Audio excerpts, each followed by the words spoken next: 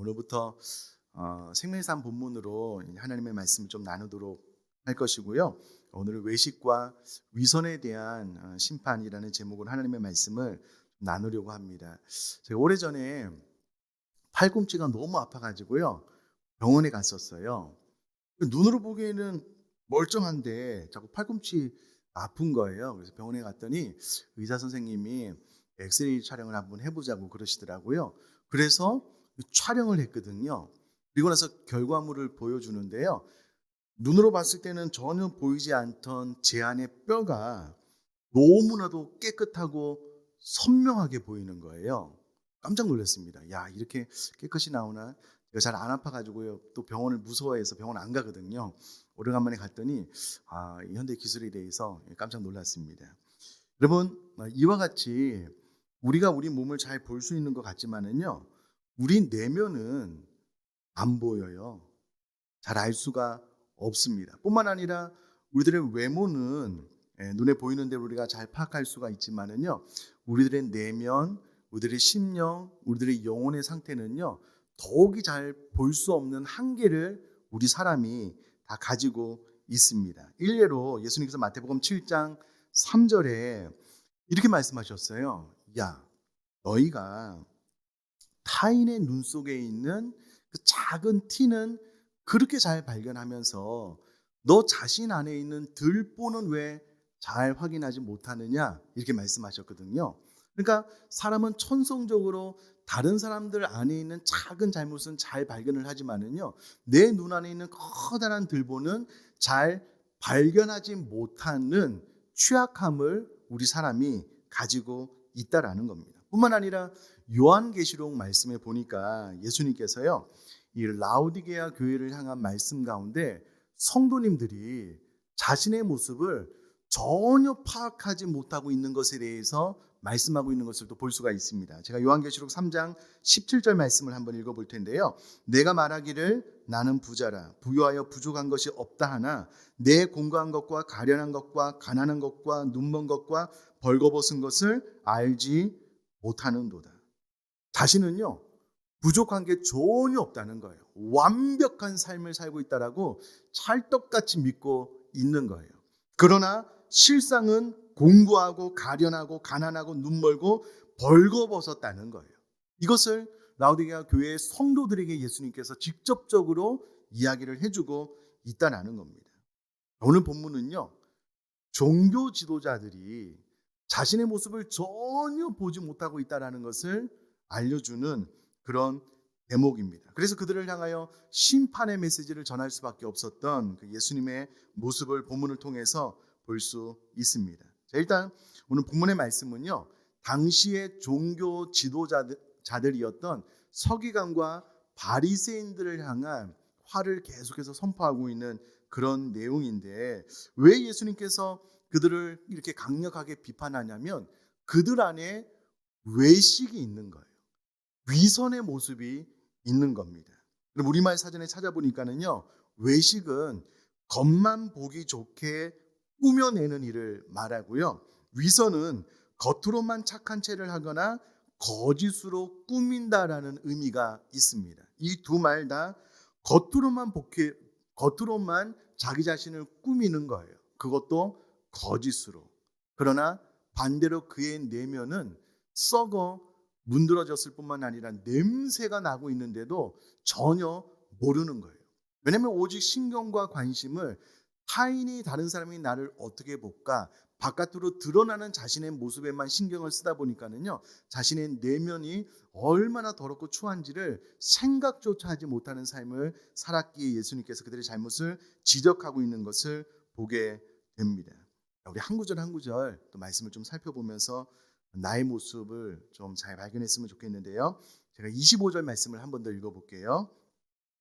화 있을진저 외식하는 서기관들과 바리새인들이여, 장과 대접의 겉은 깨끗이 하되 그 안에는 탐욕과 방탕으로 가득하게 하는도다. 25절 26절은요, 이 외식하는 유대 종교 지도자들을 향한 다섯 번째 저주를 선포하는 내용인데, 그들의 문제가 무엇이냐면 상식선에서 우리가 어떤 잔을 사용하거나 음식을 담는 그릇을 사용을 할 때는요, 그 안이 깨끗한지 더러운지를 확인하고 그 안에 음료수나 음식을 담잖아요. 그런데 이 서기관과 바리새인들로 상징되고 있는 이때 당시의 유대의 종교 지도자들은 자신의 잔 그릇 안을 전혀 돌아보지 않는 거예요. 전혀 신경을 쓰지 않는 겁니다. 그러면서 필요 이상으로 겉으로 드러나는 모습만 자꾸 관심을 가지고 삶을 살아가다 보니까 결국은 외식하게 되는 거예요. 결국은 위선에 빠지게 되는 잘못을 범하게 되었다라는 겁니다. 실제로 이때 당시의 종교 지도자들은요, 일주일에 2번씩 금식했습니다. 저는 일주일에 한 번도 금식 안 하는데 일주일에 2번씩 금식하는 종교적인 열심이 있었고요. 뿐만 아니라 회당과 거리에서 드러나 보이게 구제를 하는 거예요. 그러니까 사람들이 많은 곳에 가난하고 불쌍한 사람이 있다면 그 앞에서 구제하는 거예요.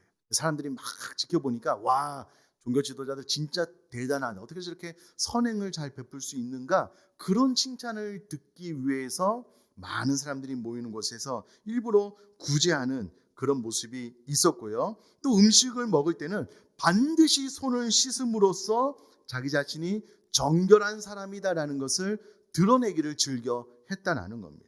그냥 눈에 보기에 금식도 하지요. 11조도 잘 내지요. 또 구제도 열심히 하지요. 손도 깨끗이 씻죠. 그러니까 다른 많은 사람들이 이 유대의 종교 지도자들을 바라보면서 감탄을 받는 거예요. 은혜를 받는 거예요. 역시 우리들의 종교 지도자들이구나. 그러나 그 내면의 실상은 다른 사람들과 전혀 다를 것이 없는 죄악으로 가득 찼다라고 예수님께서 지적을 하고 계십니다. 더 충격적인 것이 무엇이냐면요. 마가복음 12장 40절 말씀을 제가 한번 읽어볼 텐데요. 그때 당시에 서기관들이 하시는 말씀인데 종교 지도자들 전체를 상징한다라고 생각을 하셔도 되겠는데요. 제가 마가복음 12장 40절 말씀 한번 읽어볼게요. 그들은 과부의 가산을 삼키며 외식으로 길게 기도하는 자니 그 받는 판결이 더욱 중하리라. 그럼 이때 당시에 사회가 가장 연약한 자로 보호해주고 관심을 가지고 사랑을 베풀어야 됐던 대상은요, 고아와 과부들이었습니다. 그때 당시에 이 가부장적인 사회 문화로 인하여 남편이 죽으면은요, 아내가 경제적인 활동을 하기가 너무 어려운 거예요. 이꼬로 가난, 처절한 삶의 나락으로 떨어지기 때문에 그 누구보다도 이 고아와 과부들을 잘 돌봐야 된다는 생각이 상식처럼 있었거든요. 그런데 그런 그들을 이 서기관들이 종교 지도자들이요, 가산, 건물로서의 집뿐만 아니라 그들이 가진 모든 재산까지도 약탈, 강탈했다라고 예수님께서 고발하는 거예요. 그리고 하나님 앞에 나와서 길게 기도하는 거예요. 그럼 다른 사람 보기에는 이 종교성이 너무 강하고 좋은 거예요. 칭찬을 듣는 거예요. 내면에는요, 물질에 대한 탐욕이 가득해서 아무도 모르는 곳에 서서히 연약한 자들의 재물을 빼앗아가는 그런 일들이 있었다라고 예수님께서 지적을 하고 있거든요. 참 안타깝죠. 참 안타깝죠.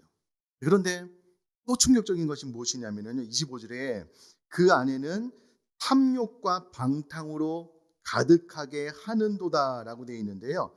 우리나라 탐욕은 오늘 본문이 말하는 원어를 의미를 좀 사실은 좀 야하게 좀 번역을 했습니다.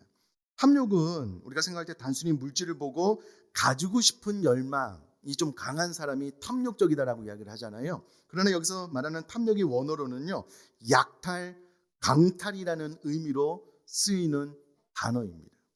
그러니까 이때 당시에 종교 지도자들이요, 단순히 물질에 대한 어떤 욕심을 넘어서 타인의 재물, 특별히 연약하여서 빼앗아도 저항을 하지 못하는 이들의 재물에 대해서 강탈, 약탈하는 일이 있었다라고 예수님께서 고발하고 계십니다. 또 방탕이라는 단어를 원어로 찾아보니까는요, 자제력의 부족, 무절제, 방종이라는 의미를 가지고 있습니다. 그러니까 이미 그들이 선을 넘어서 타인의 재물을 강탈하는데요, 자제가 안 되는 거예요. 절제가 안 되는 거예요. 그 선을 넘는 일들이 너무나도 많이 발생하고 있다라고 예수님께서 고발하고 계시다라는 거예요.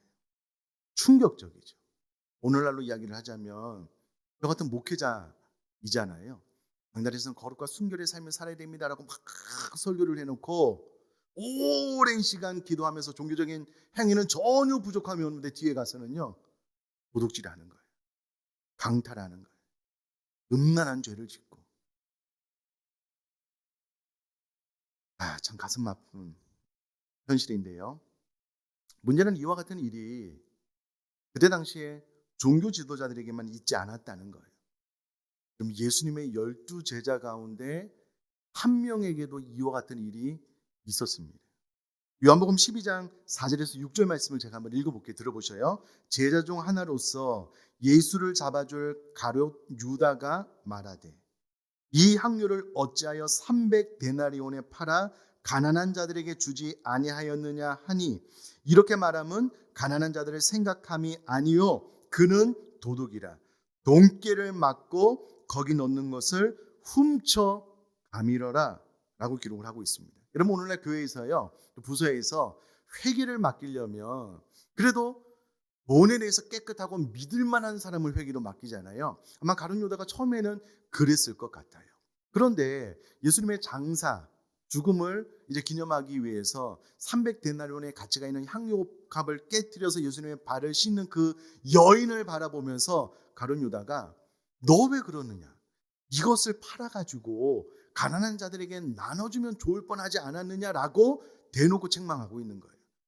실상은 그것을 팔아서 예수님께 갖다 바치면서 가난한 자들에게 나눠주십시오라고 하면 회개인 자기에게 돈이 오잖아요. 그러면 그것을 빼앗아서 도둑질해서 자기가 쓰려고 하는 마음이 가득한 거예요. 어떻게 이렇게 되었을까? 여러분 이미 가룟 유다는 예수님의 사역을 통해서 여러분 예수님은 그 사람의 심령을 꿰뚫어 보는 분이다라는 것을 다른 사람은 몰라도 예수님의 12제자는 충분히 알고 있었습니다. 예수님 앞으로 나오는 모든 사람들에게 그 내면 심령의 상태에 대해서 정확하게 지적하고 변화시키는 사건을 가룟 유다가 옆에서 지켜봤거든요. 그러므로 이때만 해도요 가룟 유다가 예수님은 우리 사람의 심령을 관통하여 보시는 분이시다라는 것을 알고 있었을 거예요. 그런데 물질에 대한 욕심이 탐욕이 너무 많으니까 자제가 안 되는 거예요. 다스려지지가 않는 거예요. 컨트롤이 안 되는 거예요. 이미 그 마음이 무너진 거예요. 예수님의 장례를 준비하면서 향료컵을 깨뜨린 이 여인에게 또 그 마음속에 자제하지 못하는 탐욕에 대한 마음이 발동해서 야, 그 팔아서 가난한 자에게 주려고 바치면 내가 그거 슬쩍 해가지고 쓸 텐데 그럼 이와 같은 일이 예수님의 제자에게 있었다라는 거예요. 근데 예수님의 다른 제자들도 십자가를 지기 전에 누가 크냐라는 논쟁을 통해서 잘 바뀌지 않는 것을 우리가 알 수 있잖아요. 저는 이와 같은 말씀을 준비하면서요. 생명이 없는 종교 생활은 우리를 어디로 이끌어 가는가? 질문이 던져지더라고요. 하나님을 두려워하지 않는 사람은 어떤 모습으로까지 타락할 수 있는가? 이런 몸된 교회 안에서 잘 차려입고 예배를 하면 너무 모습이 좋잖아요. 헌금 생활도 잘하고 기도도 열심히 하고 늘 하나님을 잘 섬기고 찬양하는데 어떤 분들은 그 마음속에 음란함에 대한 자제력을 이미 잊어버린 거예요. 예배는 늘 드리는데 계속해서 음란물을 찾아요. 끊을 수가 없는 거예요. 어떤 분은 신앙생활을 잘하는데 일주일 내내 주님의 생각은 너무나도 작고요. 돈에 대한 그 탐욕을 제어할 수가 없는 거예요. 온통 생각이 그쪽으로만 쏠려 있는 거예요. 늘 교회 안에서는 축복합니다라고 하지만 그 안에 미움, 시기, 질투, 분노가 늘 가득한 거예요. 이게 제어가 안 되는 거예요. 이게 절제가 안 되는 거예요. 그럼 이게 모습이 이 예수님께서 유대 종교 지도자들에게만 한 말씀이 아니라니까요. 그러니까 생명이 없는 종교 생활은 나를 어디로 이끌어가고 어디까지 타락시키는가. 그럼 우리도 이와 같이 우리 내면을 잘 끊임없이 바라보면서 우리 자신을 개혁시켜 나가지 않으면 어느 순간 외식하는 사람이 된다니까는요. 어느 순간 위선에 빠지는 사람이 된다니까는요. 눈에 보기에는요, 너무 좋아요, 괜찮아요. 그의 내면은 썩어 문드러지고 있는 거예요. 시간이 지나면 지날수록 이런 것들이 통제가 안 돼요. 제어가 안 돼요. 처음에는 회개하고 돌이키려고 노력을 해보지만 어느 순간 타협해버려요. 예배는 예배대로 음란함과 물질과 이 세상의 탐욕을 채우는 것은 그대로 가지고 가는 거예요. 기차의 선로처럼 똑같이 가는 거예요. 이게 해결이 안 되는 거예요. 이때 당시 종교 지도자들의 모습이 그러했다라는 거예요. 좀 안타깝게도 모르겠습니다. 저도 하나님 앞에 기도하는 것은 늘 몸든 교회를 사랑하면서 잘 은퇴했으면 좋겠다라고 기도를 하는데요. 오늘날 그런 소식 듣잖아요. 목회자가 이 강단에서 거룩과 순결에 대해서 그렇게 외치고 뒤에서는 7계명을 범하는 거예요. 음란한 죄, 교회에서 쫓겨나고. 교회에서는 늘 이 강단에서는 거룩과 순결을 말하지만 교회 공금을 마음대로 활용을 하는 거예요. 교회를 떠나갈 수밖에 없는. 이런 문제들이 교회 안에 있잖아요. 성도님들도 그렇습니다. 우리가 이와 같은 말씀이 이때 당시에 종교 지도자만 그렇게 됐지 아니요. 절대 그렇지 않습니다. 오늘날 동일하게 우리 내면 안에서 끊임없이 우리 자신을 거룩과 순결로 개혁시켜 나가지 않으면 생명력을 잃어버린 종교는 끝없는 타락으로 우리를 이끌어갈 수밖에 없거든요. 그럼 계속해서 다른 사람이 나를 어떻게 볼까만 신경을 쓰는 거예요. 내면은 전혀 개혁되지 않아요. 깨끗해지지 않아요. 이와 같은 잘못을 범하지 않게 되기를 간절히 바랍니다. 그래서 이제 26절에 눈먼 바리새인이여 너는 먼저 안을 깨끗이 하라라고 이야기를 합니다. 겉만 번드르르하게 해서는 내면이 변하지 않지만 내면을 깨끗이 하면은요, 우리 마음속에 있는 것이 입 밖으로도 바깥으로 표출되기 때문에 내면을 깨끗이 하면 겉모습도 변화될 것이다 라고 이야기를 합니다. 그런데 그럼 도대체 어떻게 내면을 깨끗이 할 수 있느냐라는 부분에 대해서 오늘 병행 구절인 누가복음 11장 41절 말씀 보면 제가 한번 읽어볼게요. 오직 그 안에 있는 것으로 구제하라. 그리하면 모든 것이 너에게 깨끗하리라. 이게 무슨 말이냐면요. 이때 당시 종교 지도자들이 탐욕, 그 안에 약탈, 강탈에 대한 의지 마음이 너무 많은 거예요. 그럼 이런 것으로부터 어떻게 노임을 받을 수 있느냐? 그러니까 진짜 오른손이 하는 일을 왼손이 모르게 구제하라는 거예요. 네 안에 있는 것을 많이 베풀고 나누라는 거예요. 그러면 비로소 네 안에 탐욕을 제어할 수 있다는 거예요. 그 욕망으로부터 노임을 받을 수 있다라는 거예요. 그래서 하나님 앞에 단순히 회개하라라고 말을 하고 있지 않고요. 네가 가진 것으로 구제할 것에 대해서 이야기를 합니다. 그리하면 모든 것이 너에게 깨끗하리라. 꼭 이 말씀을 마음속에 잘 새기셨으면 좋겠습니다. 자, 이렇게 해서 딱 끝나면 모르겠는데요.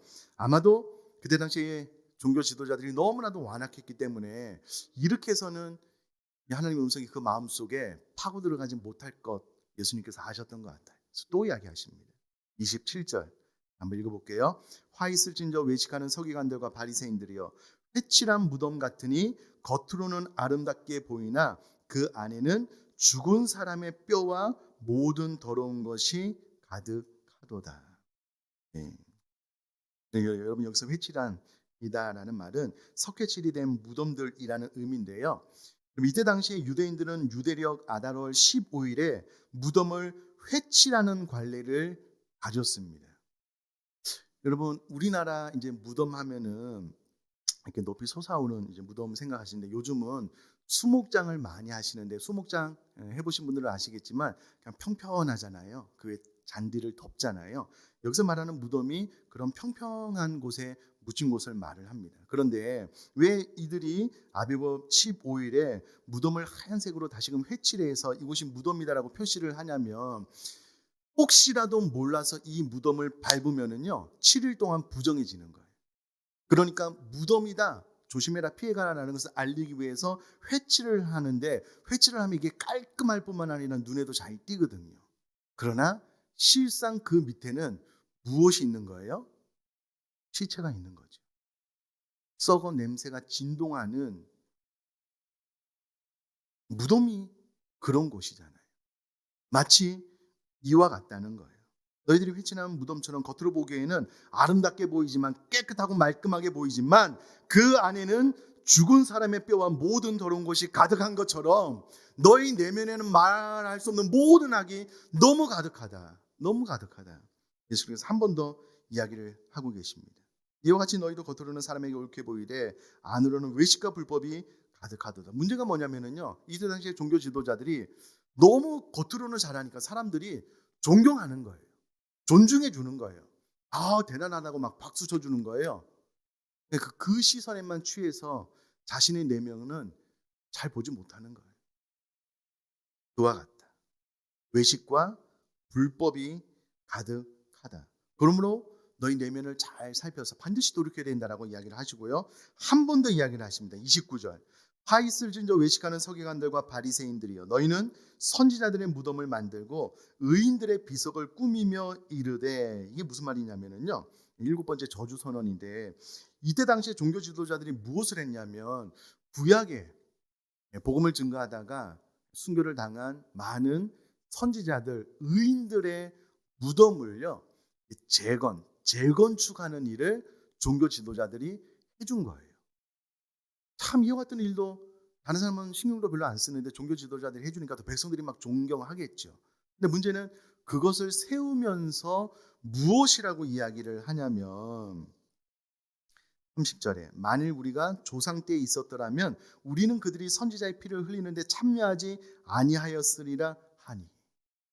이제 무덤을 잘 깨끗하게 단장하고 재건축 이렇게 해주면서 묘를 또 세워주면서 우리가 조상들의 시대에 살았다면 우리는 이렇게 의로운 선지자를 핍박하여 죽이지 않았을 텐데 라고 이야기를 하는 거예요.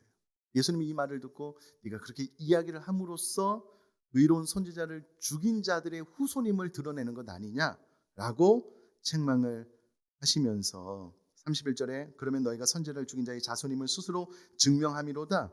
너희 그 말이 악한 자의 후손임을 증명하고 있다. 32절 너희가 너희 조상의 분량을 채우라. 이것은 세례 요한에 대한 핍박, 이제 곧 예수 그리스도의 십자가에 못 박아 죽일 것에 대해서 예수님께서 말씀하시는 대목입니다. 결국은 예수님께서 33절에, 그것도 참 상식적으로 생각을 해보면 좀 이해하기 어려운 대목인데요, 예수님께서 그들을 향하여 욕을 하시는 거예요. 예수님이 한 어감이 이제 좀 잘 전달을 해야 되는데 제가 욕을 개인적으로 싫어하고 해본 적이 없어요. 그래서 잘 못해서 집에서 연습을 했는데요. 들어보셔요. 뱀들아, 목사의 새끼들아. 표현이 좀 잘 됐나요? 예수님께서 진짜 이렇게 강하게 이야기를 하셨어요. 너희가 어떻게 지옥의 판결을 피하겠느냐. 반드시 지옥불에 떨어진다는 거예요. 피해갈 수조차 없다는 거예요. 여러분, 여기서 말하는 뱀은 강교함을 상징하는 동물이잖아요. 그리고 유대인들이 생각할 때 뱀을 너무나도 싫어했어요. 뱀이라고 누군가 나에게 이야기를 하면 우리는 멍멍이라고 부르면 이제 되게 싫어하잖아요. 유대인들은 뱀이라고 이야기하면 그 이상으로 싫어했대요. 너무 싫어한 거예요. 뿐만 아니라 목사의 새끼들아 라는 이 말은 당시 유대인들에게 있어서요, 가장 모욕적이고 심한 욕설이었대요. 요즘 가장 심한 욕이 뭐가 있을까요?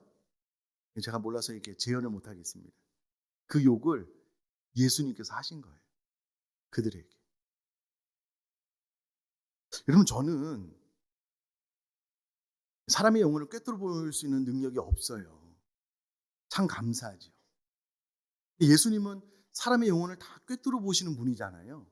예배하러 나온 성도님들이 그 안에 지난 한 주간 동안 막 음란함이 가득한 거예요. 물질에 대한 탐욕이 너무 가는 거예요. 그 안에 막 분노를 막 어떻게 할 줄 몰라서 막 늘 싸우고 막 괴롭히고 막 그런 일주일의 삶을 막 살다가 예배당 와서 기도를 길게 하는 거예요. 하나님 거룩하고 나를 다른 이방인들과 같이 만들지 않고 날 하나님의 백성으로 만들어 주셔서 감사하다고 막 이렇게 하면은 예수님께서 그 모습을 바라보시면서 어떻게 하실까? 모르겠습니다. 막 구역질이 날 것 같아요. 그럴 것 같아요. 이 종교 지도자들이 그러했다라는 거예요. 그러니까 이것은 단순히 그냥 막 예수님께서 스트레스를 풀려고 욕을 한 게 아닙니다. 그들의 삶이 변하지 않는 거예요. 내면을 절대 바라보고 고치려고 하지 않는 거예요. 그러니 강하게 책망할 수밖에 없고 강하게 심판을 예고할 수밖에 없잖아요. 어떻게 지옥의 판결을 피하겠느냐라는 이 말은 절대적으로 지옥의 심판을 도저히 피할 수 없다라는 것을 강조하는 내용입니다. 충격을 받았을 것 같아요. 이 말씀을 준비하면서 나는 그런 기도가 돼요. 하나님, 제가 제 자신을 잘 바라볼 수 있는 은혜가 임했으면 좋겠습니다. 기도가 돼요. 하나님, 생명 없는 종교 생활로 인하여 저도 어느 순간 외식과 위선에 빠지지 않도록, 어느 순간 하나님을 자꾸 신경 써야 되는데, 그래서 내 내면을 자꾸 바라보고 개혁시켜 나가야 되는데, 이것은 뭐 관심도 없고 자꾸 사람들이 나를 어떻게 볼까, 사람들의 평가에만 귀를 기울이려고 하는 유혹에 빠지지 않도록 기도가 되더라고요. 내면을 깨끗하게 하기 위하여 무죄함으로, 탐욕으로부터 자유로워질 수 있도록, 좀 더 많이 나누는 삶을 살아감으로, 무엇보다도 어떤 일을 한번 딱 만나면은요, 처음엔 충격을 받아요. 조심해요. 이제 두 번, 세 번 반복적으로 예상반대 이루어지면요, 무뎌지거든요. 끊기가 어려워요. 반드시 돌이킬 수 있도록 기도가 되더라고요. 영원한 지옥 형벌이 아닌 영생을 얻는 신앙생활을 할 수 있도록 기도가 돼요.